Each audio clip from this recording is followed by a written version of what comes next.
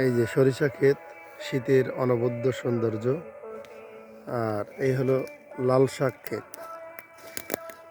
অনেক জায়গায় লাল শাক অনেক বড় বড় হয়, কিন্তু আমরা ছোটবেলা থেকে অনেক ছোট ছোট সাইজের লাল শাক দেখে অভ্যস্ত, এবং এটি সবচেয়ে বেশি সুস্বাদু। তুমি কি লাল শাক খেতে পছন্দ করো? হ্যাঁ, বেশি পছন্দ করো না কম? বেশি। Very good. চলো আমরা পটল ভুঁই দেখি। সামনেই দেখা যাচ্ছে পটল ভুঁই। এটা আমাদেরই পটল ভুঁই। আমার আব্বা পটল লাগাইছে।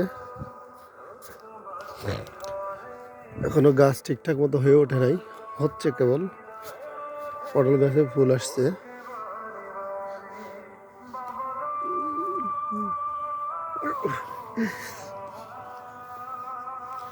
পটল ক্ষেতের ভিতরে আবার রসুন গাছ লাগানো আছে। এটা বলে বহুমুখী চাষ।